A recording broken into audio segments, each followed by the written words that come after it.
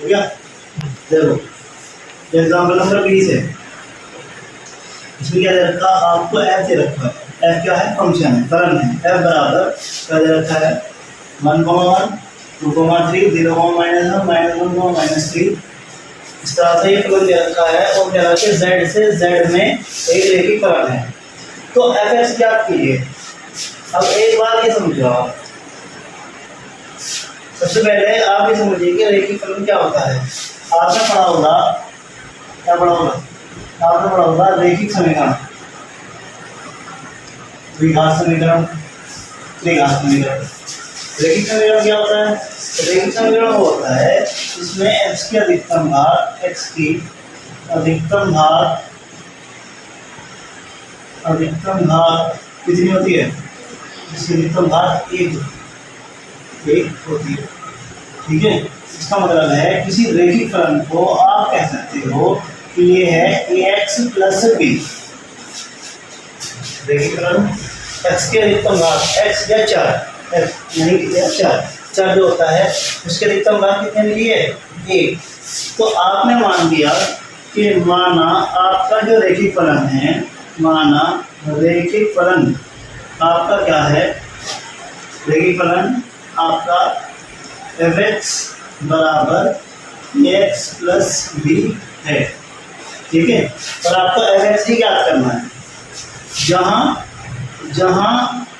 a और b क्या है, a और b अचर हैं, यानी कि इनके कुछ मान हो सकते हैं, संख्या आ सकती है, a और b लेगा, a और b अचर हैं। ठीक है, माना रेखिक फलन fx बराबर ax प्लस b है। जो आपसे पूछ रहा ना कि कहा इसने कि z से z में एक रेखिक फलन है, तो fx क्या कीजिए। अब एक बार ये देखिएगा कि आप जो है fx को क्या शो करते हो, आप ये जो आपका fx होता है, ये हमने बताया था कल भी कि ये y के बराबर होता है। ठीक है, ये y के बराबर होता है।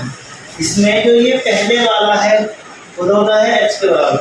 ये आपका लिखा हुआ है f बराबर में क्या लिखा हुआ है, 1 1 और 2 3 0, -1 और -1, -3। इसमें जो ये पहले वाला है, पहला अवयव होता है x के बराबर, और दूसरा अवयव किसके बराबर होता है, y के, y यानी fx के, y यानी fx के बराबर।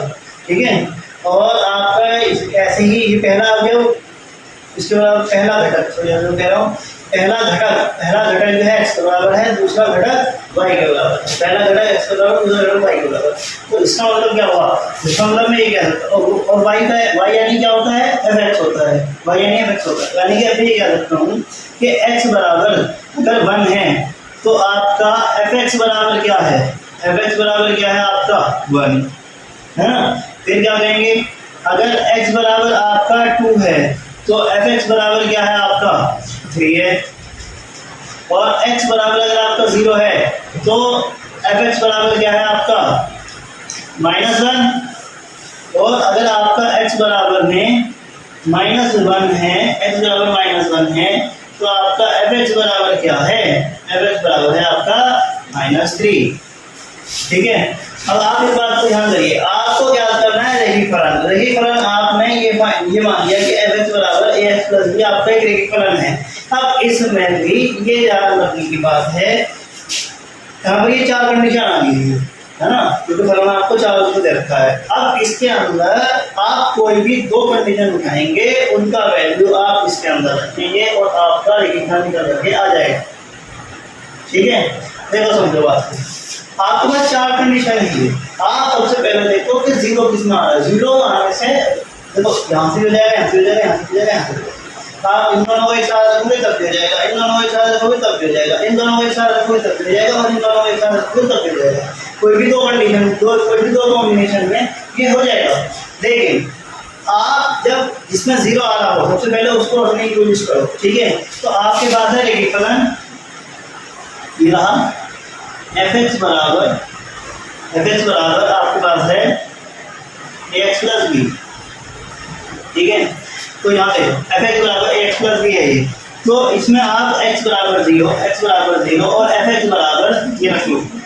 -1 यहाँ ये रखोगे तो एफ एक्स की जगह क्या आ जाएगा -1 बराबर ए, एक्स की जगह पर आ गया 0 प्लस बी, तो ये बताओ -1 बराबर a इंटू 0 क्या हो गया 0 हो गया, a इंटू 0 0 और 0 प्लस b क्या हो गया b हो गया, यानी कि b का वैल्यू -1 हो गया, b का वैल्यू क्या हो गया -1।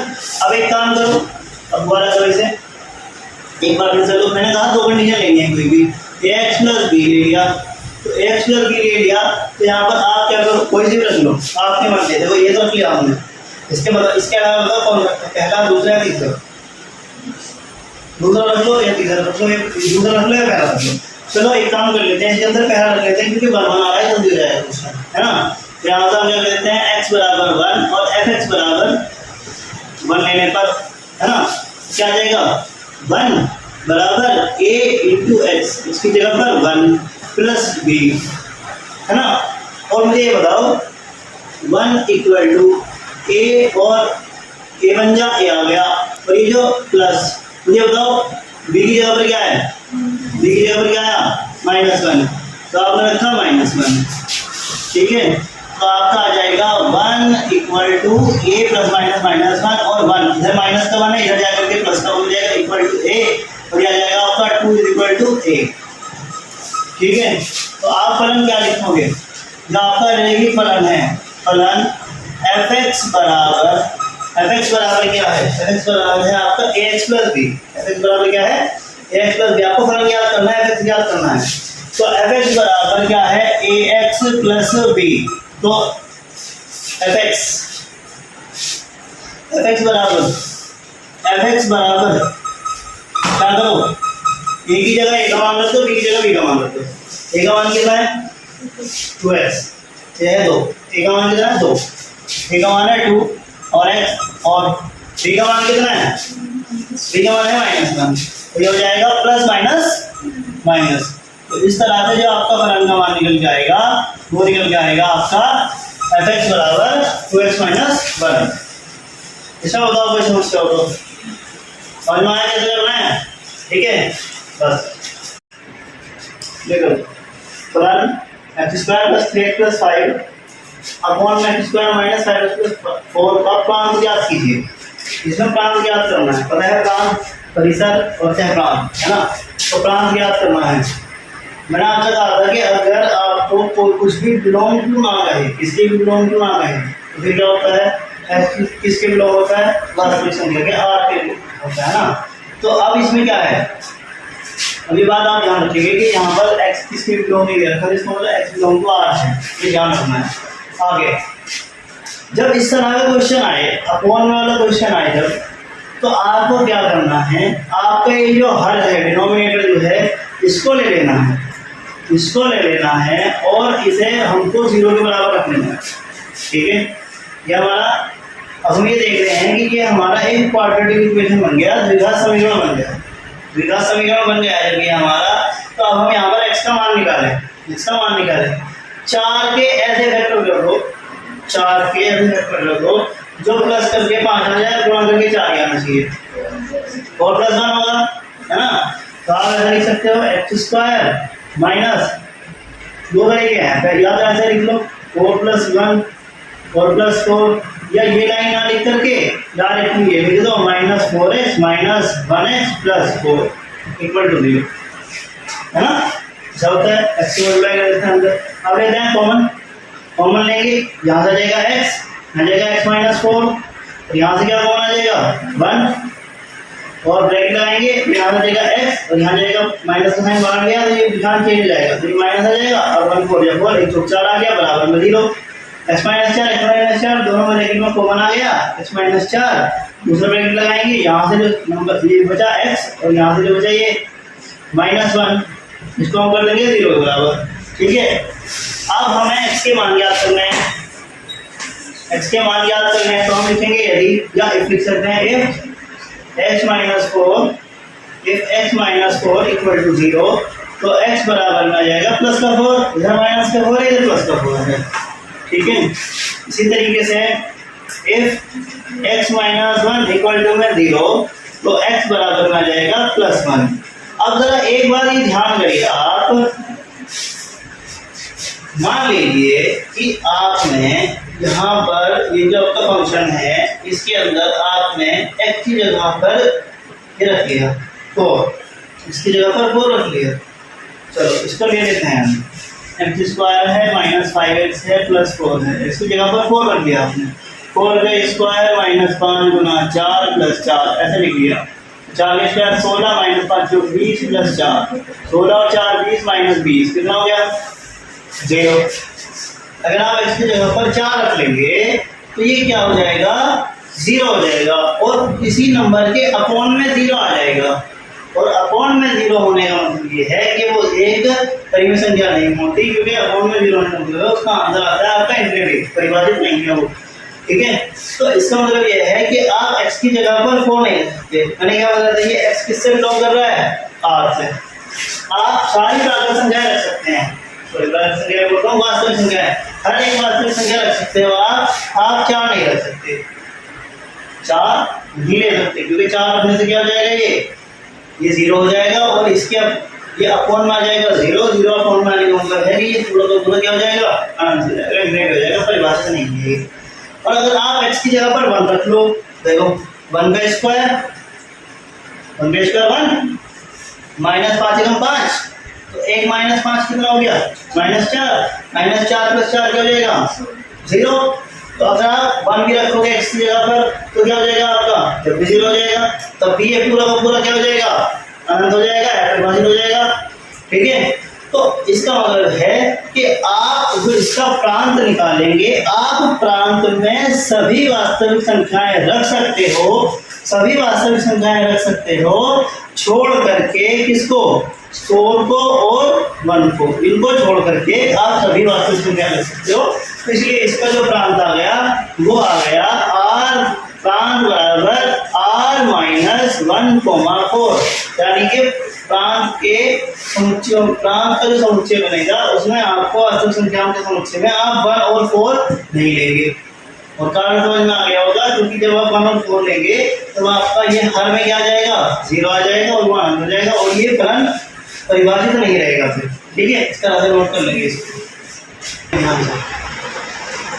तो पहले इधर समझो ध्यान से, यहाँ पर क्या है फलन f, आपका fx बराबर 1 माइनस x, कब fx कब देखो ये लिखा हुआ है fx बराबर 1 माइनस x। यहाँ पर 3 कंडीशन दे रखी है इसकी, इसको बोलते हैं, इस तरह का फंक्शन आपको देखने के लिए मिलेगा तो इसको बोलते हैं आप पीस वाइज फंक्शन।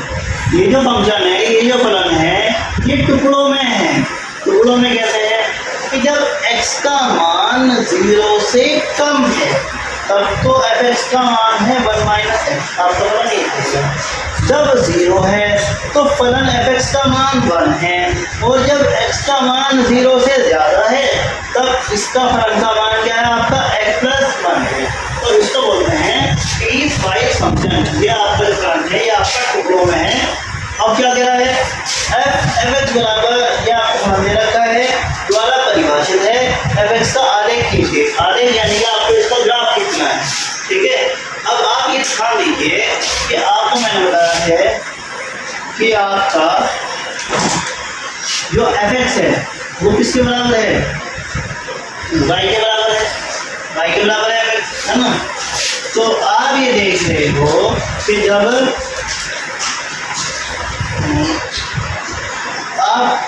आप जो है, जैसे आपका ही पहला वाला दे रखा है fx बराबर क्या दे रखा है 1 माइनस x। ठीक है, इसको मैं y बराबर क्या लिख लूँ 1 माइनस x लिख लूँ। ठीक है, आपका दे रखा है fx बराबर 1, तो मैंने fx y में क्या fx को दे रखा है y बराबर 1 माइनस x लिख दिया। अच्छा, ये जो दूसरे वाला है ये तो डायरेक्टली दे रखा है, मान के x बराबर 0 पर 1, यहाँ पर एक y का नंबर दे रखा है तो x बराबर 0 पर 1 ही आएगा, इसके अलावा और कुछ नहीं आएगा। अब इसके बाद अगर आप ये तीसरा वाला देखते हैं तो ये तीसरे वाला लिखा हुआ है कि fx बराबर क्या लिखा हुआ है x प्लस 1, है ना। यानी कि आप ये लिख सकते हो कि y बराबर आपका x प्लस 1 है। ग्राफ जब आप खींचते हैं तब आप 2 पॉइंट्स निकालते हैं और 2 पॉइंट्स को मिलाते हुए आप लाइन देते हैं, है ना। जैसे मैंने बताया था आपको क्या, तो जैसे ये वाई एक्स है और ये आपका एक्स अक्ष है, तो एक पॉइंट यहाँ लगाओ कि एक पॉइंट यहाँ लगेगा और इनको मिलाते हुए क्या कर सकते हो, है ना। ग्राफ ऐसे तो खींचते हैं, रेखिक ये रेखिक फलन है, ये एक्स के अधिकतम घात 1 है, ये आपका रेखिक ग्राफ आएगा। ठीक है, आगे देखो। अब इसमें समझने की बात क्या है, आपको इनके बिंदु निकालने पड़ेंगे, इसके भी बिंदु निकालने पड़ेंगे और इसके भी बिंदु निकालने पड़ेंगे। ये समझो कि आप एक बार x बराबर 0 रख लो, इसमें इसे कहते हैं इक्वेशन नंबर फर्स्ट, इसे कहते हैं इक्वेशन नंबर सेकंड। ठीक है, तो इसमें एक बार x की जगह पर 0 रख लो, एक बार y की जगह पर 0 रख लो। क्या ऐसे करेंगे, 10th क्लास में क्या होगा आपने, तो ऐसे कर लो, पुट या x बराबर 0 रखने पर x बराबर 0, तो क्या आ जाएगा, y बराबर क्या आ जाएगा बताओ, 1 माइनस 0, यानी कि y बराबर आ जाएगा 1, यानी कि एक बिंदु हमारा बना 0, 1 दोनों का बिंदु x का मान 0 है, y का मान 1 है। ठीक है, दूसरा आगे देखो, दोबारा लिखो इस इक्वेशन को, y बराबर 1 माइनस x, तो क्या करोगे, इस बार तुम रख लो पहले समीकरण को, दोबारा लिखा हमने, तो इस बार लिख दो तुम x बराबर सॉरी इस बार y बराबर 0, तो y बराबर 0 रखने पर y बराबर 0 रखोगे, इनपुट y बराबर 0 ऐसे रख लो, तो 0 बराबर 1 माइनस x, माइनस का x इधर चला जाएगा तो प्लस का आ जाएगा, x बराबर में क्या चला जाएगा 1, यानी कि x का मान 1 है और y का मान क्या है 0, x का मान 1, y का मान 0। ठीक है, एक तो ये आ गई पॉइंट। अब दूसरी इक्वेशन देखो, दूसरी इक्वेशन देखो, इसका आगे खींचना है हमें, तो यहाँ से हम क्या कर लेते हैं, इसमें भी पुट x बराबर है 0, तो y बराबर में 0 प्लस 1 क्या जाएगा, y बराबर 1, यानी क्या कहोगे तुम, x का मान 0 है, y का मान 1 है। दूसरा देखो क्या कर लोगे, फिर से लिखोगे y बराबर x प्लस 1, दूसरे इक्वेशन दोबारा से लिखोगे। अब यहाँ क्या करो, y बराबर पुट कर दो, y बराबर 0, पुट y बराबर 0, तो y का मान 0 बराबर x प्लस 1, और ये जो प्लस का 1 है ये दूसरी तरफ आ जाएगा, तो ये आ जाएगा x बराबर में -1, यानी कि तुम्हारा आ गया -1, 0। ठीक है, तो आपने पहली इस पे थर्ड इक्वेशन, ये थर्ड दिया आपका जो सेकंड कंडीशन है, सेकंड कंडीशन तो यही है आपकी। सेकंड कंडीशन क्या है, सेकंड कंडीशन ये कि x बराबर 0 पर fx का मान कितना है, y का मान कितना है, y का मान 1 है, fx यानी कि y का मान आपका 1 है, कितने पर, x बराबर 0 पर y का मान आपका 1 है। सेकंड कंडीशन तो आपकी है। ठीक है, थर्ड हो गई आपकी। अब इसमें देखा आपने 2 पॉइंट आए, 0 1 और -1 0। अब आगे समझो ग्राफ कैसे बनेगा, ग्राफ हम ऐसा बनाओगे, क्षैतिज रेखा x अक्ष, ऊर्ध्वाधर रेखा y अक्ष, ऊपर प्लस y, नीचे -y, राइट में प्लस x, लेफ्ट में -x। आप इसका इंक्लूड कर देते हैं y डैश x डैश, तो बीच में क्या रहता है आपका मूल बिंदु रहता है 0 0, है ना, मूल बिंदु 0 0। अब क्या करो, यहाँ पर पॉइंट बना दो 1 2 3, -1 -2 -3, माइनस ऊपर की तरफ +1 +2 +3, -1 -2 -3। इसका ग्राफ कैसे खींचोगे, सुनो ध्यान से, यह 0 1 पहली इक्वेशन का होता है, 0 1, x पर 0 y पर 1, x पर 0 और y पर 1। x पर 0 होने का मतलब है ना तो आप लेफ्ट में जाएंगे और ना ही आप राइट में जाएंगे, और y पर 1 होने का मतलब है कि आप यहाँ पहुँचेंगे। आपने ये निशान लगा दिया 1, ये 0, 1 था, 0, 1, आपने ये पॉइंट ले लिया, ठीक है ना। बात समझ आएंगे पॉइंट कितना रहा है। अब इसके बाद आ जाएंगे आप इस पर 1, 0, x पर 1 है और y पर 0 है। थोड़ा सा इसको और सही कर लेते हैं। यहाँ पर 1 ले लेते हैं, यहाँ पर 2, ठीक है। तो और यहाँ पर आ जाता 3, तो 1, 0, यानी कि x पर है 1 और y पर है 0। y पर 0 होने का मतलब है ना ऊपर जाओ और ना नीचे। x पर 1 ही रहा, ये आ गया आपका 1, 0, ये पॉइंट जो है आपका 1, 0 आ गया, ठीक है। अब इसको मिलाते हुए, इन दोनों पॉइंट्स को मिलाते हुए आप एक लाइन ड्रॉ कर देंगे, ठीक है। एक लाइन ड्रॉ कर देंगे, आपने कक्षा 10 में करा होगा ये, आप एक लाइन ड्रॉ कर देंगे इन दोनों पॉइंट्स को मिलाते हुए, इन दोनों पॉइंट्स को मिलाते हुए, दोनों पॉइंट्स से होकर जाते हुए एक रेखा खींचोगे आप, सही कर देगा इसको।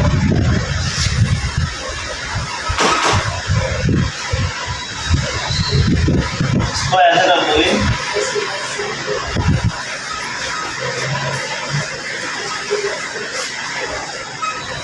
ठीक है, ये ऐसी लाइन आ जाएगी। अच्छा, एक रेखा होगी, इसका इक्वेशन लिखो। इसका इक्वेशन क्या है? इसका इक्वेशन है ये, x बराबर 1 माइनस x, ये y बराबर 1 माइनस x। इसका इक्वेशन लिख दो, y बराबर 1 माइनस x, ये लिख दिया आपने। अब आगे देखो दूसरी बात, तीसरे वाले इक्वेशन के लिए लिखो। देखो यहाँ एक बात हो सकती है, x बराबर 0, y बराबर 1, x बराबर 0, y बराबर 0, ये y बराबर 1 आ रहा है। ये पॉइंट कहाँ आएगा? ये आपका जाएगा यहाँ पर, x बराबर 0, y बराबर 1 यहाँ जाएगा। अब दूसरी बात देखो क्या हो गया, एक ये है आपका थर्ड इक्वेशन में x बराबर 0 है, y बराबर 1 है, 0, 1 वाला पॉइंट ये लगा हुआ आएगा। अब आ जाओ, यहाँ है x बराबर -1 और y बराबर 0, -1 और 0, x पर -1 है और y पर 0 है, तो x पर -1 दिया रहा और y पर 0 होने का मतलब ना ऊपर ना नीचे, तो इसका मतलब वो पॉइंट यहाँ आ गया, ठीक। तो अब क्या करोगे, 0, 1 वाला पॉइंट ये रहा और -1, 0 वाला पॉइंट ये रहा, तो इनको मिलाते हुए क्या करेंगे आप, फिर भी यहाँ से एक और लाइन ड्रॉ कर दोगे, ये इस टाइप से यहाँ पर एक लाइन ड्रॉ कर दोगे, ठीक है। लेकिन अब यहाँ पर एक बात है, यहाँ पर समझ लेंगे ध्यान से, ये क्या है, इसको पहले इक्वेशन लिख दो, इसका इक्वेशन लिख देते हैं, इसका इक्वेशन लिख दो आप, क्या था, y बराबर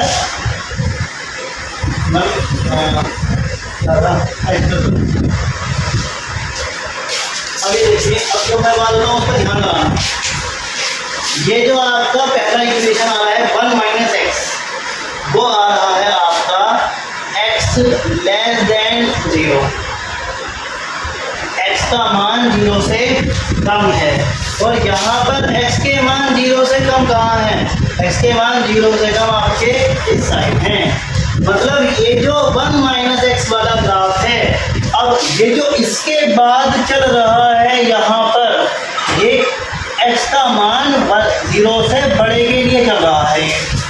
मतलब ये बात सही है कि ये जो मान चल रहा है, ये जो लाइन चल रही है, ये x के मान 0 से ज़्यादा के लिए चल रही है। और यहाँ क्या लिखा हुआ है कि x का मान 0 से कम है, और x का मान 0 से कम किस साइड है, इस साइड। यानी कि ये जितना भी पार्ट आ रहा है, ये जितना भी पार्ट है, ये आपका x का मान 0 से कम के लिए है ना, माइनस में है ना। तो इसका मतलब ये वाली जो लाइन आ रही है, ये देखो लाइन बढ़ाने के लिए हम कितने भी बढ़ा सकते हैं।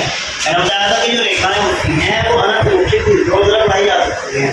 देखें यहाँ फलन की सिचुएशन के अकॉर्डिंग आपका जो x का मान है वो आपका 0 से कम है, यानी कि आपका माइनस में है, तो आप माइनस वाला ही केवल लिखेंगे, आप इसको आगे यहाँ पर नहीं बढ़ा सकते सिचुएशन के अकॉर्डिंग।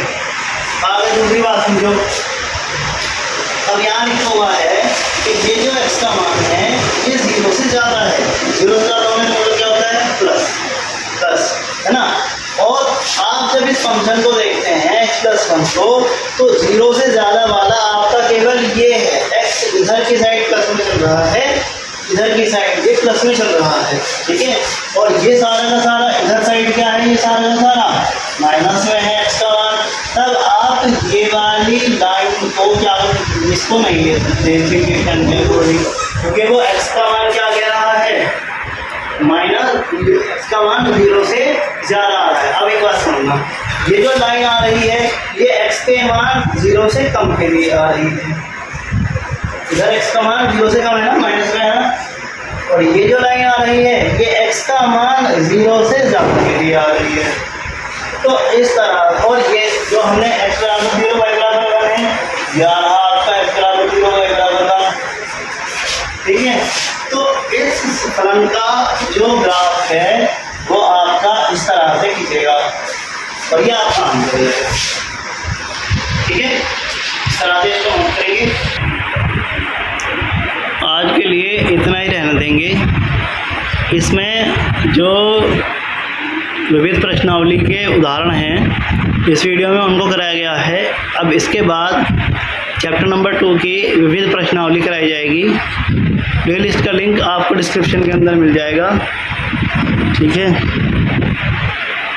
बाकी कल करेंगे आगे।